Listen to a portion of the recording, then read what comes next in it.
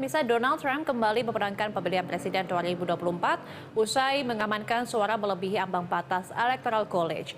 Pilpres Amerika Serikat menjadi momen krusial untuk menentukan arah kebijakan Amerika Serikat dengan negara-negara global termasuk Indonesia. Lantas bagaimana relasi Indonesia di masa pemerintahan Prabowo ini dan juga Amerika Serikat di bawah Trump? Kita akan simak laporan tim VOA dari Washington DC.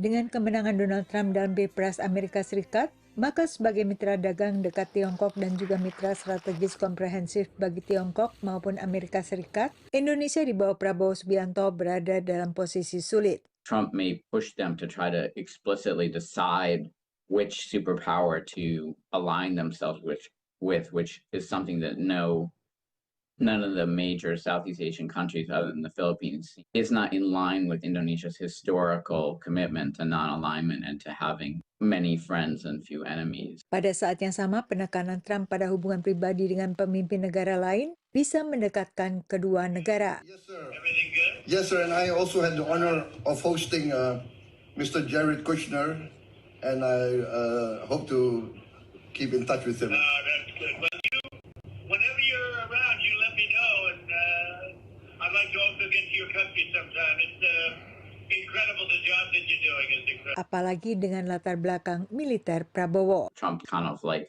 former military, like macho, strongman type leaders. He's talked about leaders like that all over the world that he likes. And Prabowo now about being a grandfather and all of that, he still definitely fits into that type. Saat masa jabatan pertama Trump, pemerintah Amerika Serikat juga kembali menerima Prabowo, yang saat itu Menteri Pertahanan, untuk menegosiasi pembelian peralatan tempur.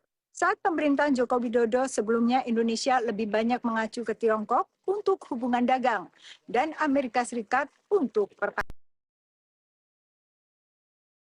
Belum genap sebulan, tapi sejumlah langkah pendekatan telah dilakukan Prabowo tak hanya ke Tiongkok, tapi juga ke Rusia lewat forum BRICS.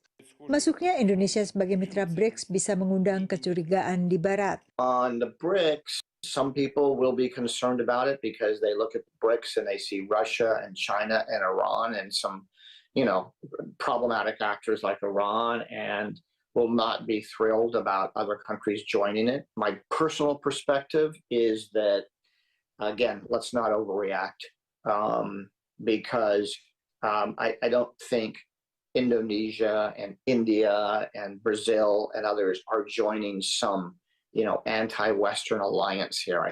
Pada saat yang sama, Indonesia juga tetap aktif berhubungan dengan Barat, termasuk secara bilateral maupun forum seperti APEC dan G20. What matters more is ensuring a good substantive relationship between the United States and India.